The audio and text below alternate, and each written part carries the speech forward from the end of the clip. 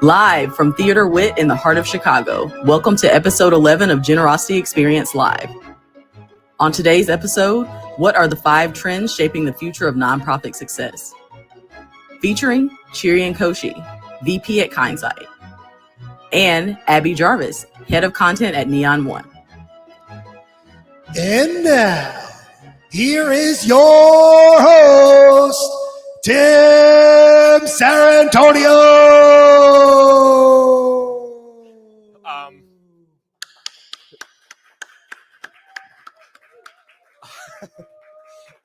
Well, thank you, everyone, for that warm welcome, both here and also online. Welcome to Generosity Experience Live, the show where we explore the connections between technology and generosity, whether you're watching now or in the replay. We're going to have a fantastic conversation. As you can see, it's a little bit different than our usual show because there's a live studio audience. We've actually had a workshop to kick off things here. And so we're going to be joined later on with our guests, Chirian Koshi, VP at Kindsight, as well as Abby Jarvis, our head of content at Neon One. We're really thrilled to be doing this. We can't actually be doing this without the support of our partners at KindSight. So we'll be hearing a bit more about them later on. But you also may have seen we got some bribes for engagement. I've already laid out some bribes for our live studio audience. But for those of you who are watching at home, please comment. We're already starting to see some comments, such as Caitlin Wyan. We got Megan Walsh already talking. That's very exciting. So we have a $500 donation that we're going to give away as well today. But first, what we're going to start with is the big number. So let's get into that right now.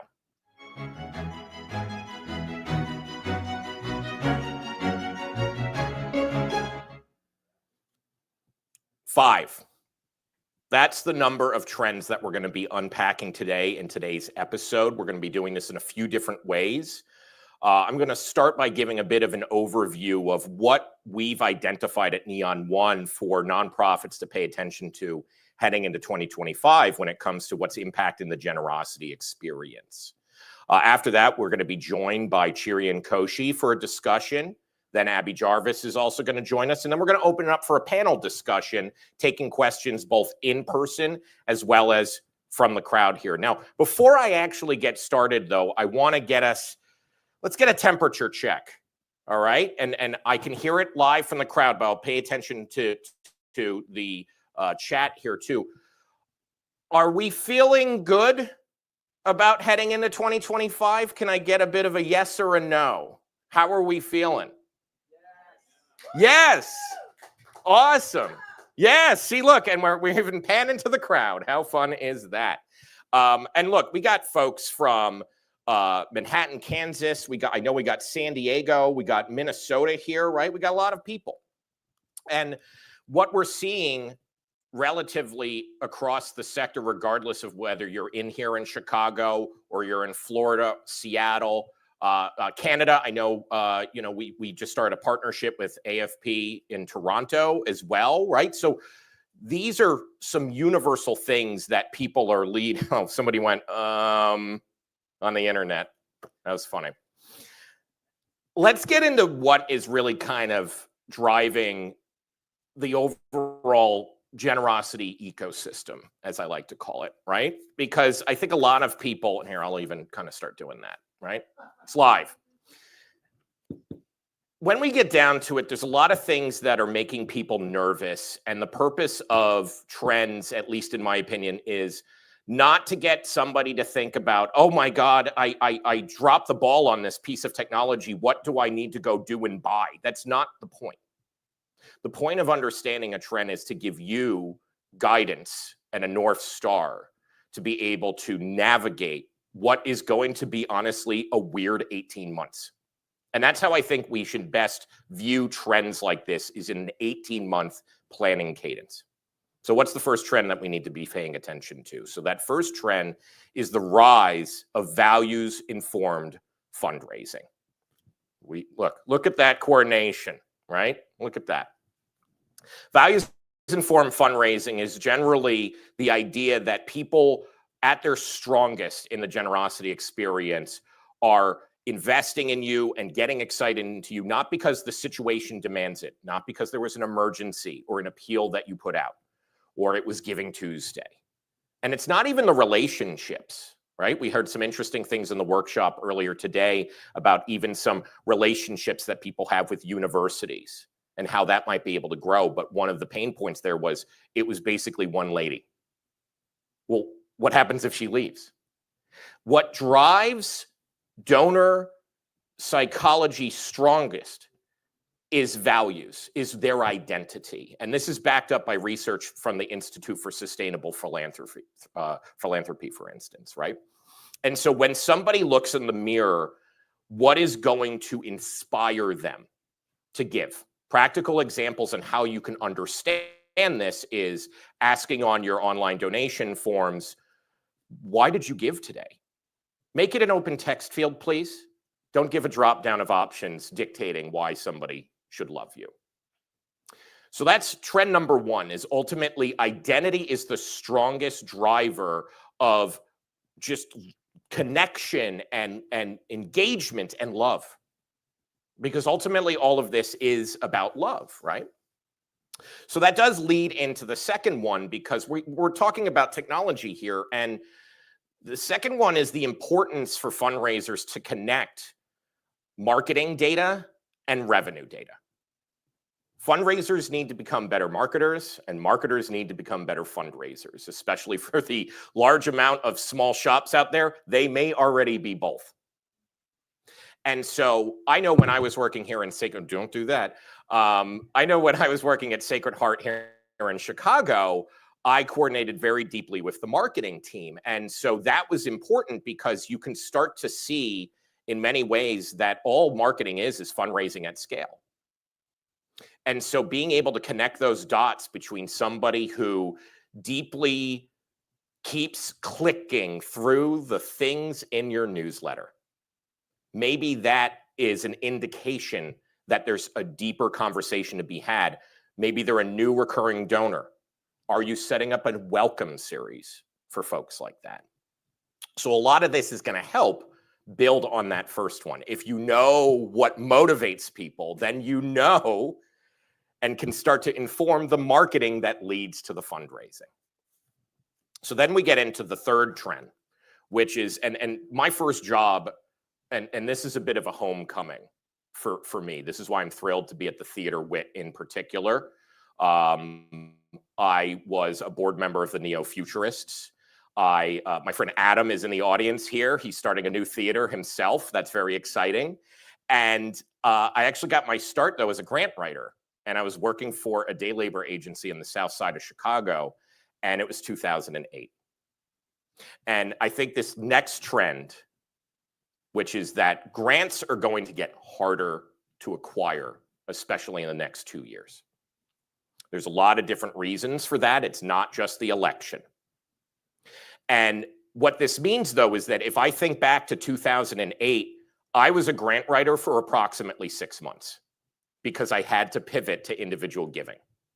And I feel that we are heading into another environment where that type of shift, where that reliable, consistent, large-scale investment from a foundation, be it a private one, something from the state of Illinois or wherever you're living, all of these types of things are going to get harder to rely on. And so what you can really start to drill into is, one, deeply connecting with your grant officers in the communities that you operate, but also really start to explore how you can repurpose your most successful grant narratives into individual giving narratives. You are already working on building out numbers.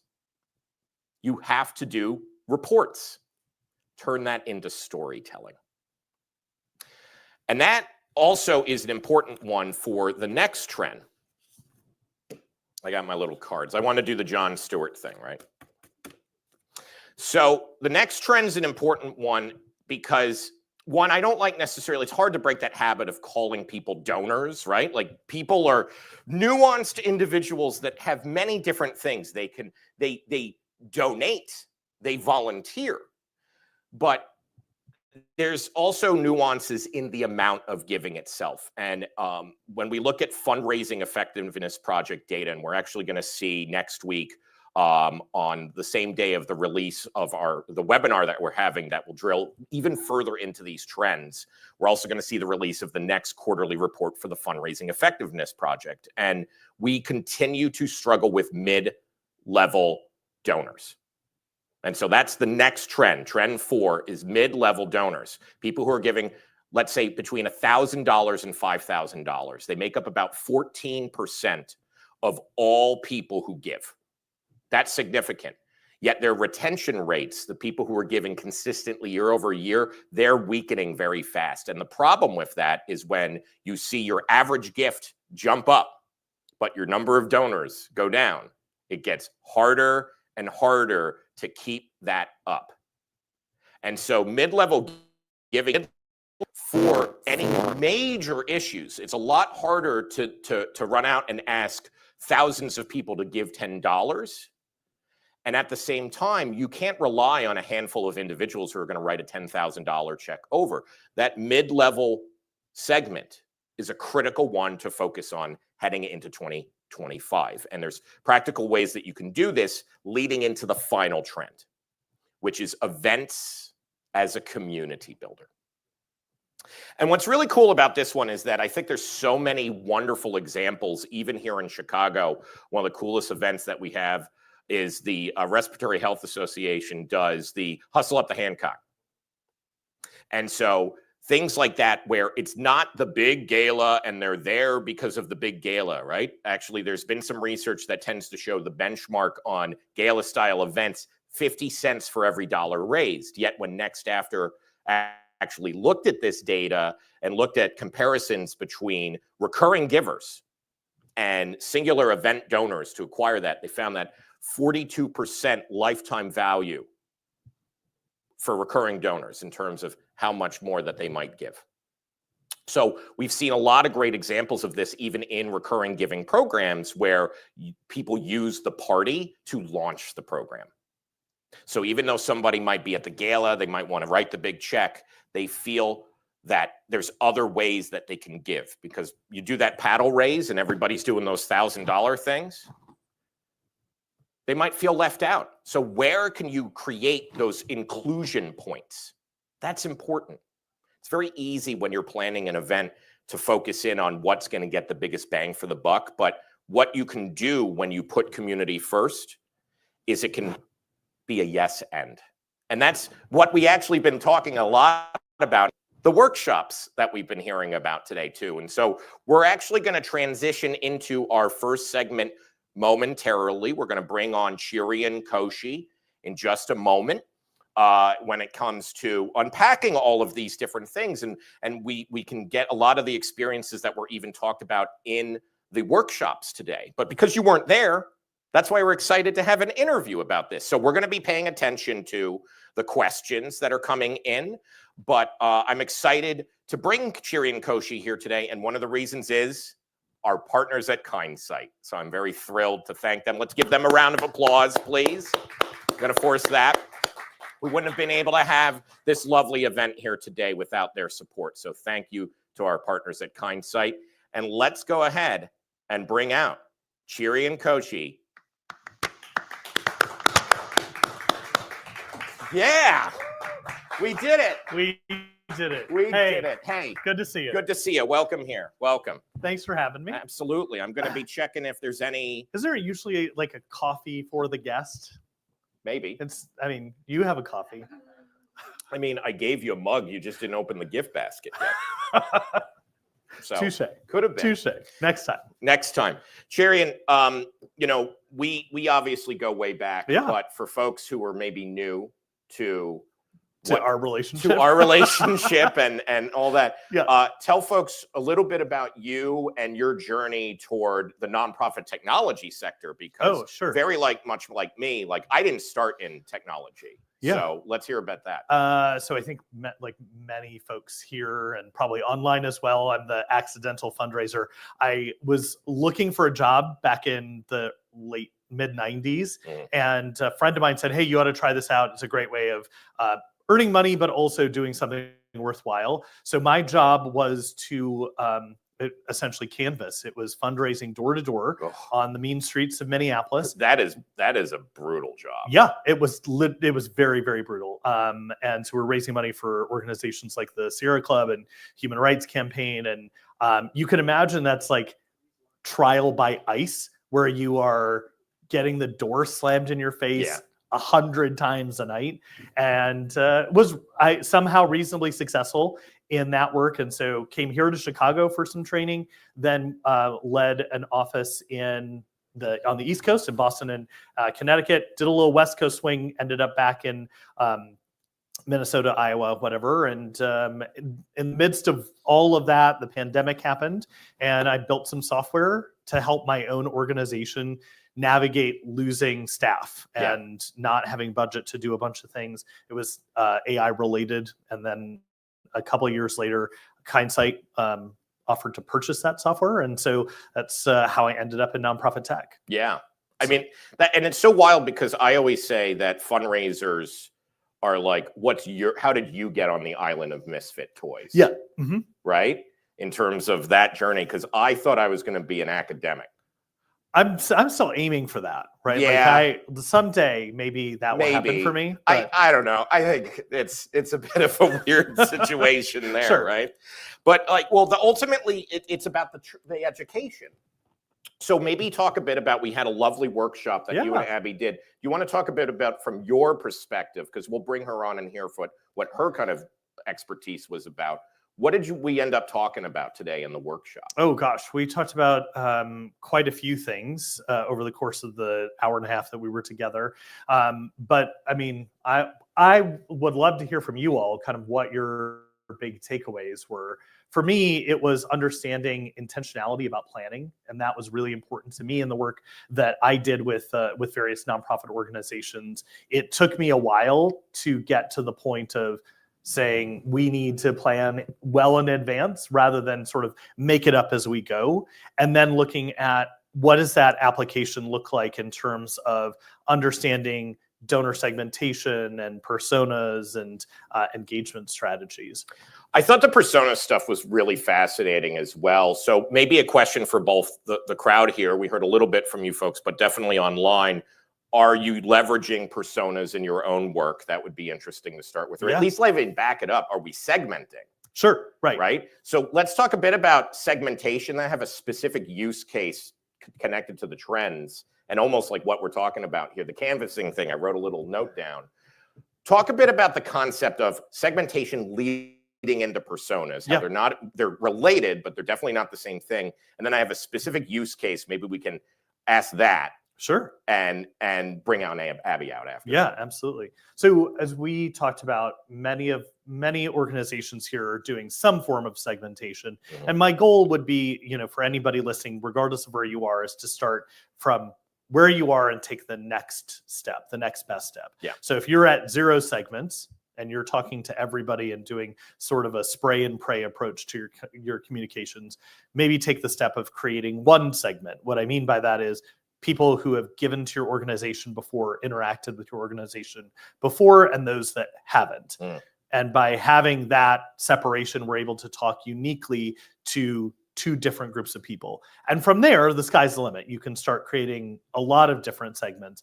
But when it comes to personas, we have now a lot of data that comes from what we receive from our donors through what Abby talked about in terms of surveys. It tells us about their preferences, what they're interested in. We have transactional data. And by that, I mean, not just did they give a gift or not, but did they attend an event? Did they volunteer? How many hours did they volunteer? Kind of those quantitative metrics.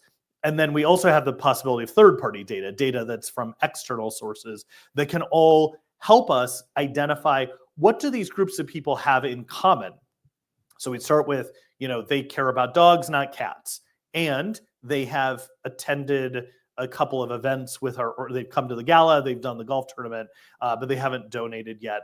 And maybe we have some information about kind of where they live and whatnot from third-party sources that all come together that helps us create a bit of a persona around that type of donor. Yeah. And now we can talk to them uniquely. And our friend Clay Buck is really smart about this and saying, talk to dog people about cats. That's true for me. I don't love cats. My daughter loves a cat. Thank you very much for your time today. That was good to have you. Yeah, as Abby is about to come let's see the cat people in the chat too. Let's see the cat people in the chat. Are you all cat people? Abby? Oh, no, boo him. Boo this man. Boo this man. No, Abby's about to. Abby's about to boo. So one of the personas that you brought up, the example that you gave, the seat donor. Yeah. The analysis even down to seats. Sure. Can you kind of quickly summarize that story? Because I thought that was so fascinating as a way to think about value. Yeah. So this all starts from understanding our donors at a performing arts center. And when we talked to them, they talked about shows that they attended and they talked about the day that they went to shows. So they were Tuesday night subscribers or season ticket holders or Thursday night season ticket holders. And so we started with that premise to say, as a Tuesday night season ticket holder, essentially, did you know that Tuesday night season ticket holders like you donated on average X number of dollars? And there's 1,000 people in the room on Tuesday night that give to support, to preserve and protect the arts in Des Moines and Central Iowa. And so what we're doing there is connecting them to the thing that they're most familiar with, and sitting in the seat on Tuesday is one of the things that they can readily understand. And as they're getting into their seat, they're looking around, and we've sort of placed this understanding that a lot of people in the room on Tuesday night are making a gift. Yeah. And I'm not one of them. I should probably be like those other people. Yeah. We don't want to guilt people. No. It wasn't a guilt. It was just not. It's not. a bit It's of a just FOMO thing. Like, what am I missing out on that these other people know? Right. It's an invitation to participate. Yeah. And then the other thing that we shared in the workshop is that we were essentially dividing up our donors by geography. And so when people came to, when schools attended arts performances, elementary schools in particular, we would send out a postcard or a letter that said, did you know that this school in your area attended a performance because of neighbors like you who generously made the performance possible? And so that's another connection point of geography, right? Like, you care about kids that go to the school near your kids. Maybe your kids go to that school as well. Yeah. And that's kind of that emotional tie that's well beyond just, would you be a donor type of thing. One of the and so that's a good segue into the next question that I had written down when we were talking. Yeah. On my little Jon note Stewart. cards. Yeah, my Jon Stewart thing right here, right? We're in this space, we're doing a hybrid event. Mm-hmm. And so that it's been a lot of logistics and things like that. For nonprofits, one of the trends that we identified, the community building elements, how can we start to think about that online to offline or offline to online, that kind of channel transference? Yeah, well, so I would love to say that there's a one size fits all. There is not. There is not. And I think every organization needs to sort of deeply understand Mhm. what their community cares about and how they interact online and offline or in person, and what that means. And what I would suggest is that looking at the community holistically and knowing that people are not just one thing. They're not just, as you mentioned in your opening remarks, assuming that people are one thing, like a donor, sort of places a label, us in the easy, like that Breakfast Club ending. It's the jock. Well, like you're thinking of us in the simplest ways, in the Yeah. most convenient terms, but it's convenient to us and not necessarily what the donor resonates with or the community member resonates with.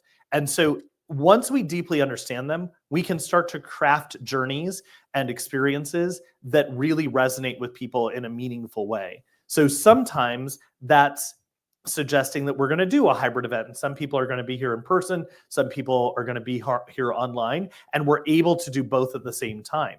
But there's also, and I've done this with other organizations, where we would say, we sort of assume that you're not going to be able to be here in person. Yeah. But we want to invite you so that you know that this event is happening. And as a result, we'll share something so that you can feel like you were part of this experience, even though you were far away or that you weren't able to interact with us in person. And we're having people comment live right now. So that's one way. And I think it's like thinking about those little interaction points. The problem is that especially nonprofit professionals, they're just so stressed. For sure. That it makes it like physically difficult to focus on these types of things. And technology can have a transformative part of this. It's a catalyst. It's not the answer in of itself. We have to put people first. Mm-hmm. Let's get into kind of the last question before we bring Abby on. What are you folks doing at Kindsight to think about this problem? That kind of larger, I'm stressed, how do I make people be seen as individuals? Right.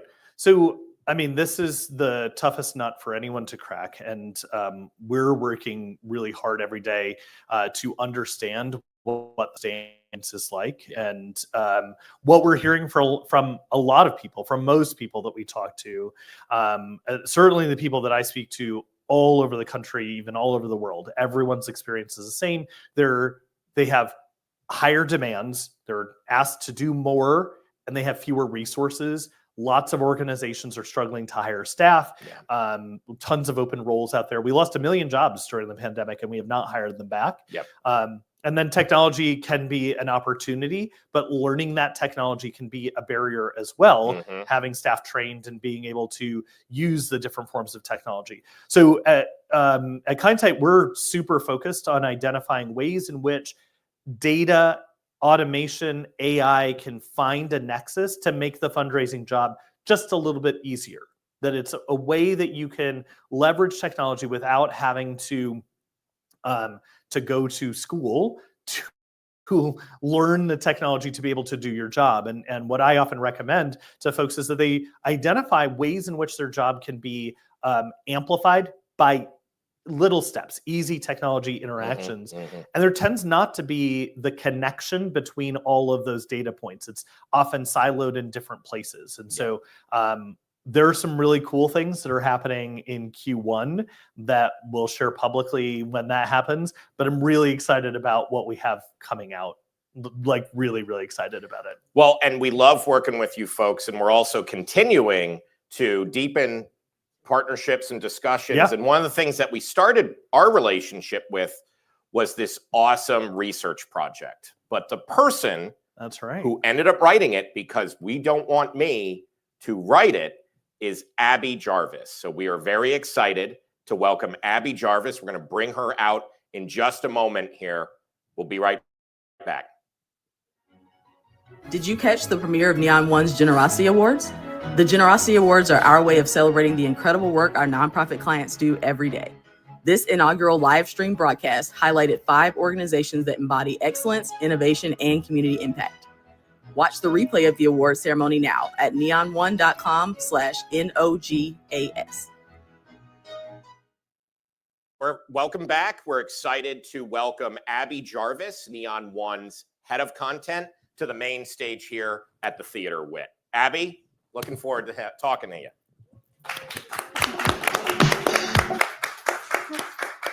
Hey, good to meet you. Good to meet you. Oh boy. I saw you. Yeah, I know. We work together a lot. Have we not talked about this before? No, that's upsetting. I'm sorry. We'll get to the panel on cats in a moment, but Abby, for the folks who at home definitely who might not know who you are, can you tell us a bit about your journey to the Generosity Experience live couch at the Theater Wit? Yeah. I'm sure it is shocking to everyone to know that I also did not intend to get into this profession. 12 years ago now, I applied for an administrative assistant position at a company based in Lakeland, Florida.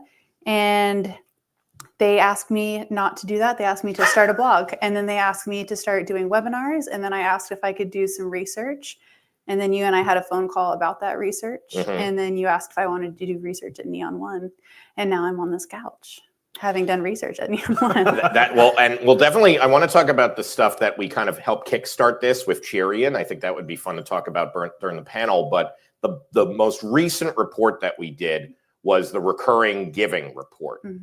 And so we learned a lot in that. But what were some of the key things, especially that relate to what we should be paying attention to heading into 2025 from that? I mean, the two things that pop out at me most is kind of what you all have been talking about, is remembering that someone isn't just a donor. They may be a donor in our databases, but those are people who are invested in your cause for a lot of different reasons. And Cheerian and I were talking about this backstage. When we internalize and use the fact that those people in those databases are not just donors, they are human beings who are tied to these causes for so many different reasons, the way we talk about them is going to be different. And I think it's going to be much more effective. And we back that up with an analysis of over 13,000 personal notes that people left during the giving process. And the information they shared about why they were making those gifts was beautiful. It touched on mostly positive think of. It touched on their backgrounds, it touched on their beliefs, it touched on their personal identities. They're not just people who are in a sea of faceless people who are making gifts. They're individuals who are deeply connected to the causes they support. And if we as a sector can internalize and use that, the way we communicate with people, I think are going to change. I mean, and there's so much to unpack in that one, but I think also some of the other interesting things that we found, if we're thinking about kind of that mid-level segment, if you give monthly, and our data was pretty close to that $1,000 level. So how could we start to maybe even re-envision what a mid-level gift looks like? I'm really glad you asked me that, because I was just... It was not on the sheet. I was I just threw in the you through a back. flyer. So. I just pulled up the report on my phone to double check my numbers. But when we looked at the average gift, monthly gift per person, it was around $80. Over the course of a year, it's around $950. So we're right at that $1,000 mark. If you look at the median recurring gift, which is much more realistic, if you are evaluating yourself, I think the median was around $25. Yep. Pretty consistent across multiple data. Classy found similar numbers, Network for Good. So, and $25 a month gets you to $300 a year. What we don't necessarily look at when we are looking at mid-level donors is the annual giving. A lot of times, I mean, when I was asked 2 years ago to define mid-level, I would have said someone who donates between $1,000 and $500. One thing we found in the report that I think was really interesting is that monthly donors are very likely to make gifts on top of their monthly commitment. Yeah.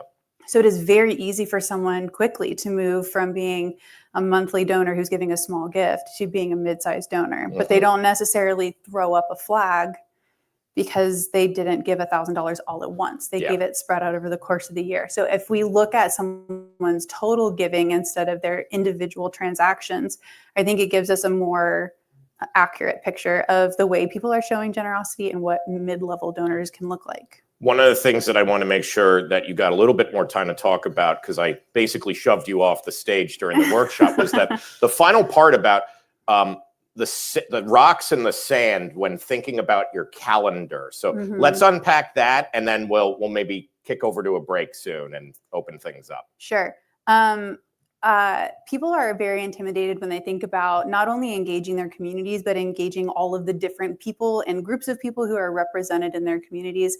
I won't belabor the illustration of the jar full of rocks, but the idea is, do you have a jar full of big rocks, and those are your big tentpole moments in your calendar, the things that you know are going to happen, your big appeals, your big campaigns. And then there's the gravel that goes in next. Those are things that happen throughout the year.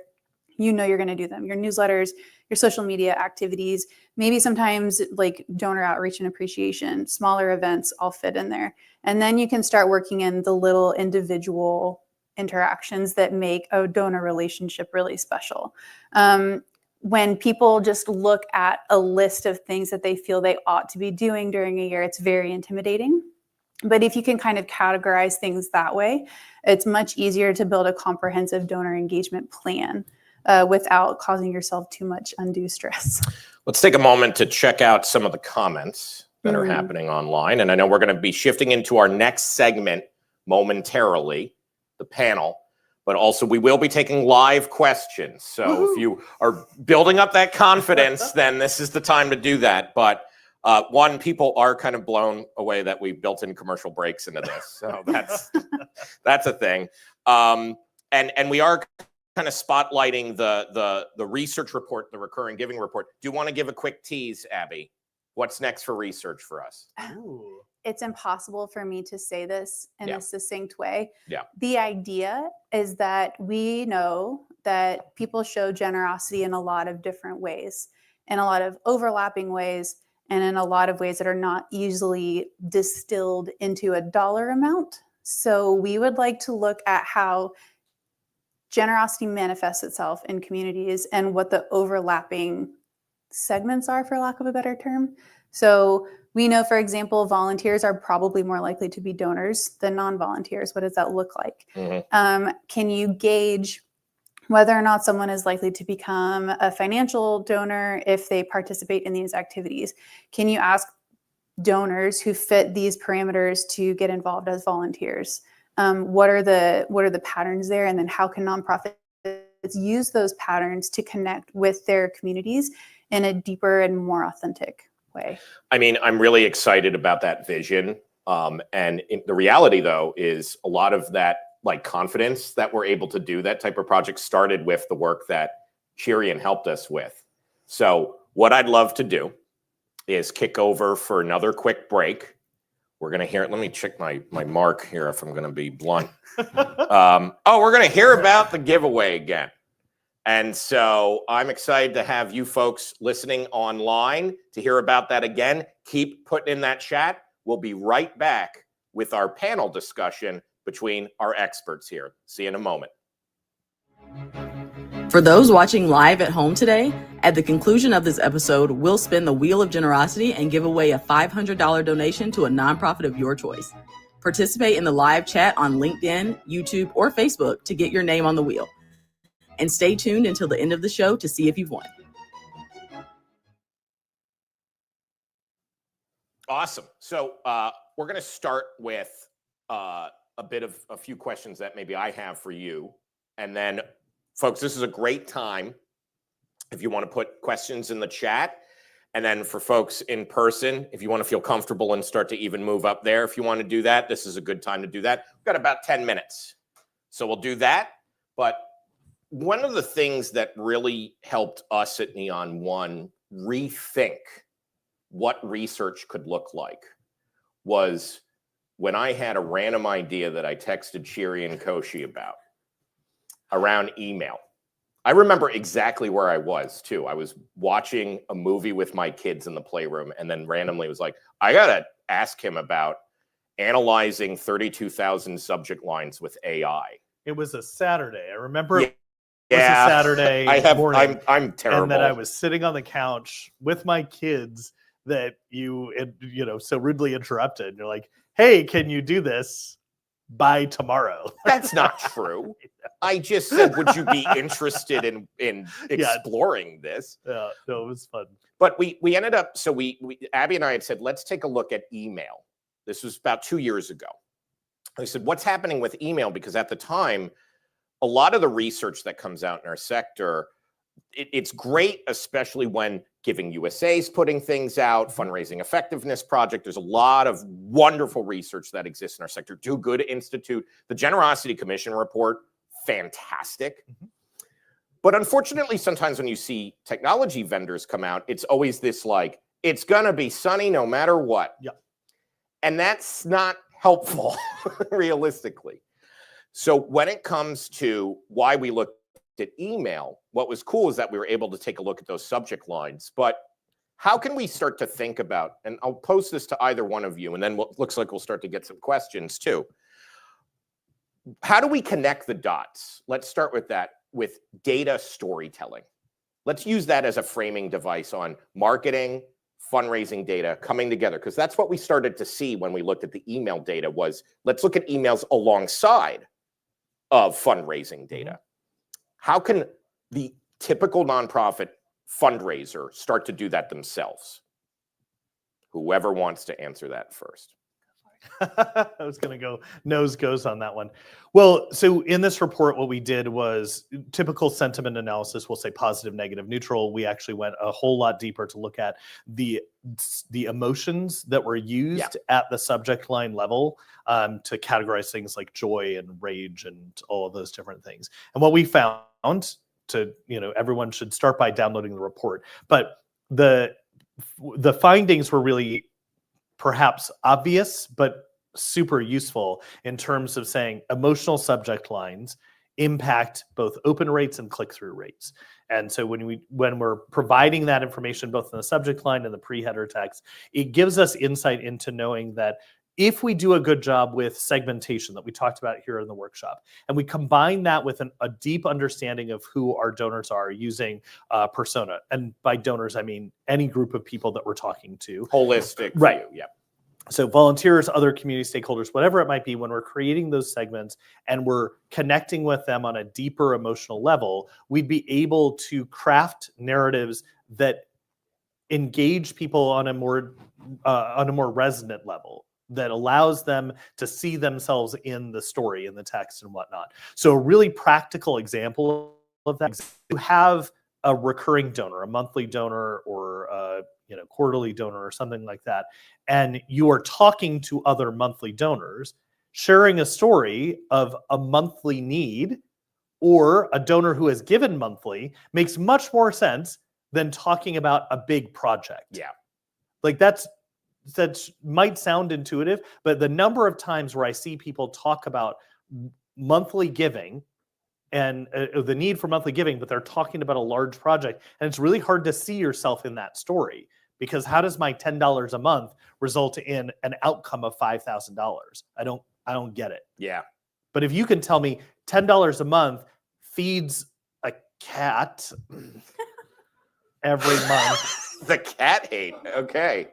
I'm going to get a whole lot of Oh yeah. cat hate on the. Yeah. No, the comments are not kind to you, I'm right? sure. I'm sure they're not. But like, if it, I am not opposed to cat people. Obviously, Abby and I are friends. I am not a cat person. But if so, I would not resonate with feeding a cat for every month for the next year. But if it was a dog, I'd be like, yes. Where do I sign up to give a dog food and treats and care There's and all those that things? personal connection. Do you want to add anything before we have our first question from the If I crowd? flak But check it out. Abby, please add a little bit more to that. No, I'll just expand on it. The fundraising and marketing activities, you have to be in lockstep together. And we can talk about omni-channel marketing and fundraising and feedback loops and evaluating fundraising results to understand how marketing worked. And we could get into that and be here forever. But I think the thing that Cherian touched on is the more you can connect with people in a way that feels as individualized and personalized as possible, the more successful you're going to be. And there are so many ways to do that. But I think that is a driving theme, not only for this year and when we're talking about trends for 2025, but just in general. That's what's going to make you effective. Well, we had an interesting question that I'm going to use to connect over to our in-person one, which is, can Neon give us a preview of projects in the pipeline for 2025? Yes, we can, because we covered this at Generosity Exchange. And so if you want to check that out, it is, I think you can go to neon1.com/GX. And that's our big virtual conference. We had a nice. Correct.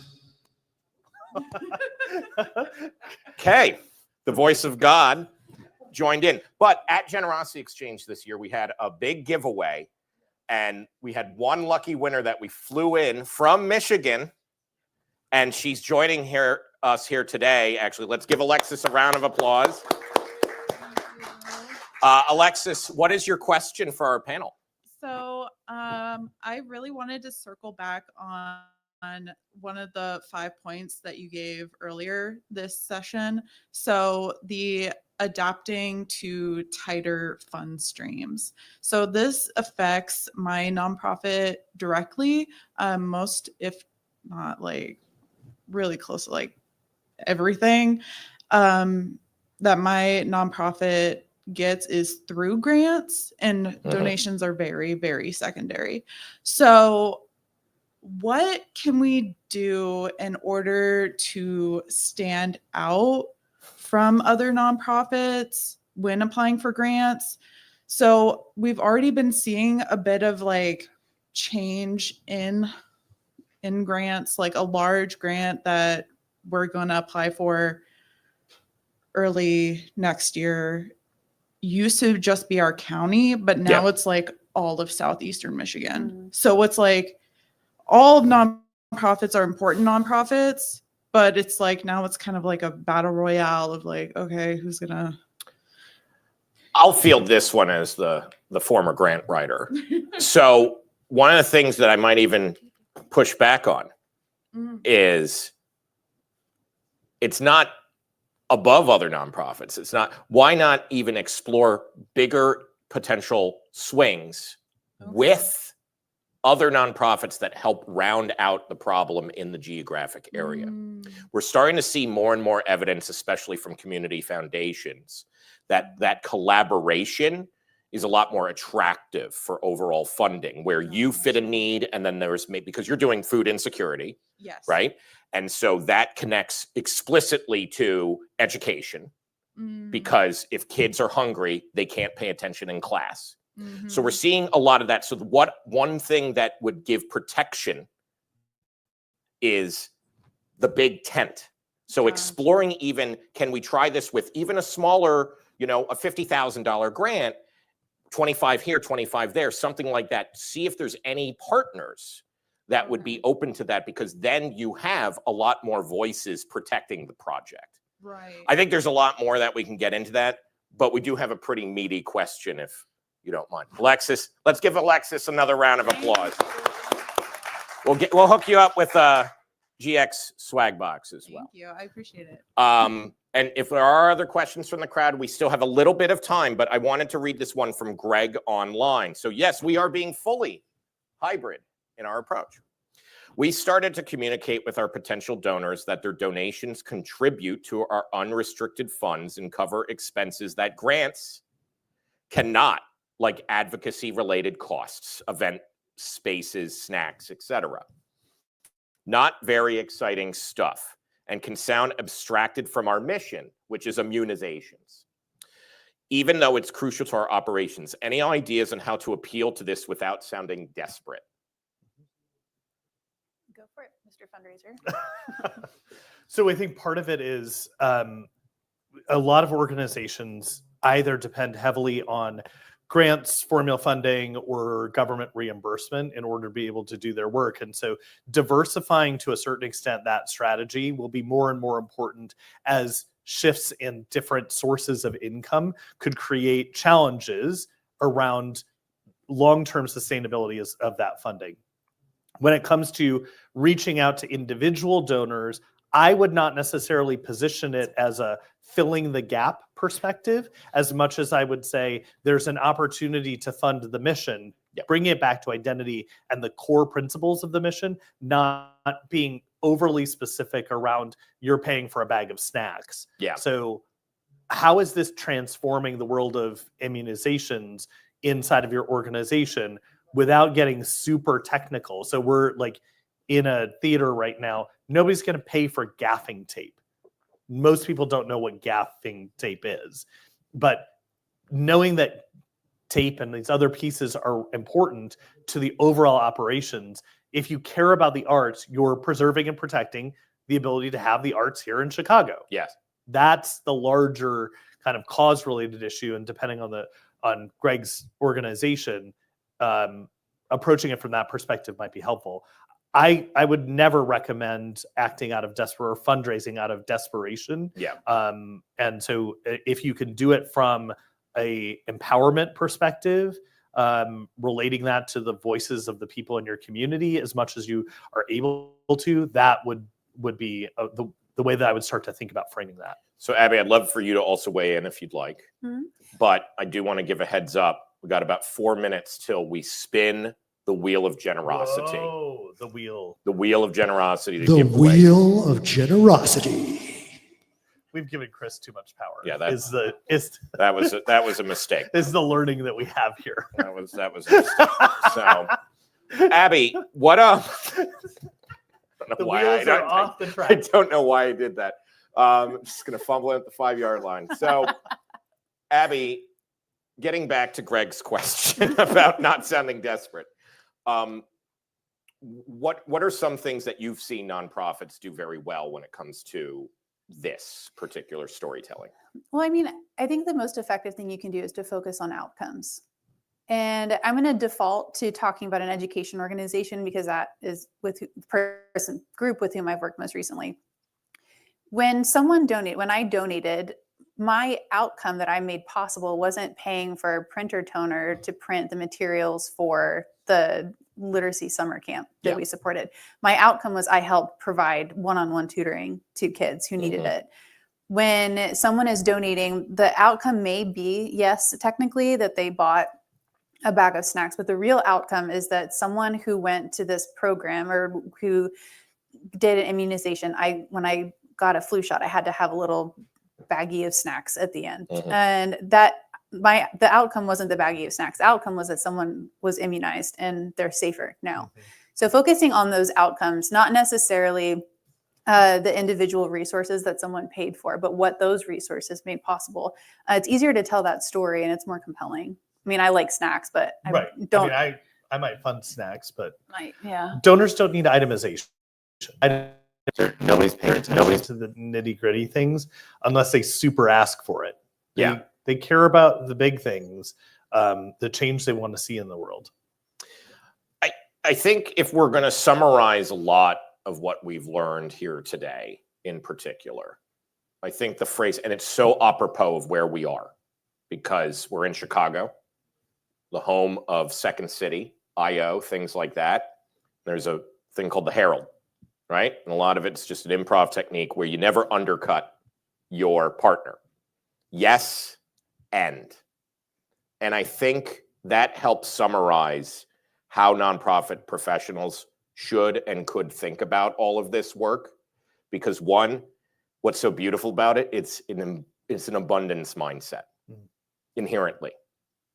And it's also something that protects. You don't undercut your partner. We are building one team. And technology's role as part of that is to help facilitate that. Ultimately, the generosity experience, as we think about it here at Neon One, it's not the donor's journey. That's a series of tactics and engagements, things like that. It's the trust. It's the zone of trust where that technology is facilitating the interaction. And all it takes is one bad merge field to break that trust. Mm-hmm. And so the more that you can think about your data as yes and to help understand that holistic connection. Oh, they went to the volunteer and they did this. I think we can get into some powerful stuff. Speaking of powerful stuff, dun, dun, dun. We have our Wheel of Generosity here. The Wheel of Generosity. I really regret giving Chris the mic. That's fine. So we are going to spin the wheel. We're going to spin the wheel. Well, before we actually do the spinning, is there any final things that you folks want to impart as part of our show today? But wait, there's more.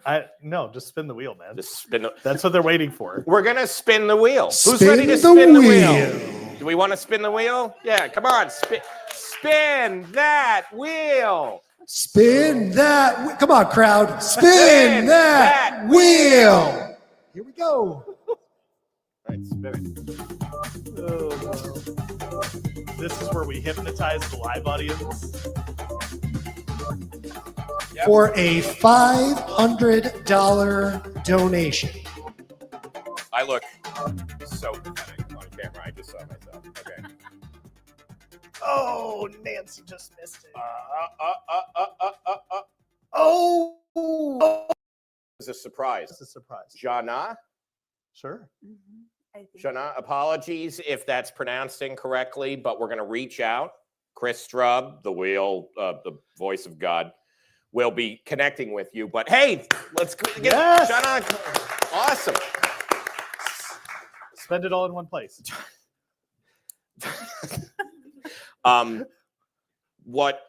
What's really cool about what we're doing here is that we're trying to re-envision how nonprofit professionals learn.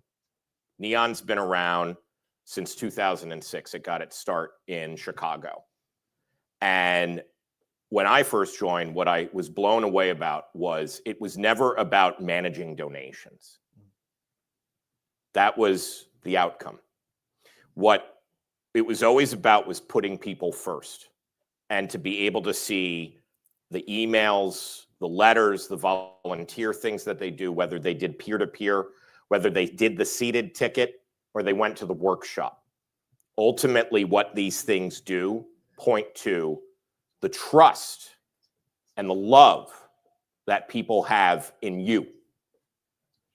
And the technology can hurt that if not organized well. When we looked at research by LEK Consulting, the typical nonprofit uses 3 to 5 different things.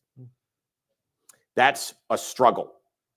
If I have to realize and figure out 3 different email systems because the receipts are different branding from the thing over here on my auction platform versus this and that, it breaks that trust. It should not be hard. And it should not be hard for fundraisers to do this. The point of us as a technology company is to make it easy and to get out of the way. And that only comes when we listen to people like you and all of you who are in the audience here today. So I'm going to get off my soapbox and stop holding people hostage for this insane thing that they let me do. And I want to thank everybody for coming here or tuning in live or watching the recording. And all of you are doing such a beautiful, wonderful job. And I'm so happy that you tuned in today and we're here for this. And I know we're going to kick some major ass in 2025.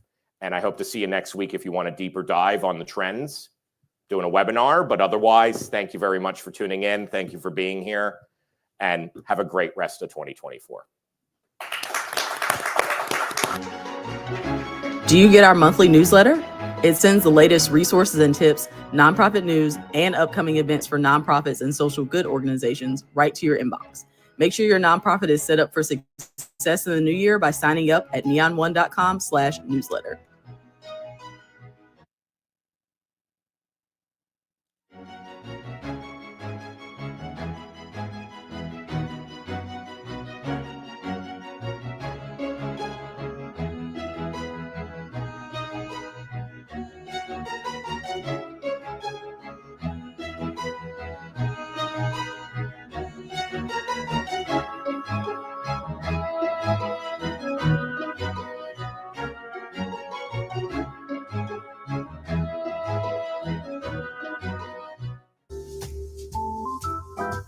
Thanks for watching Neon One on YouTube. Subscribe to keep up with all our upcoming videos, and check out another video right here.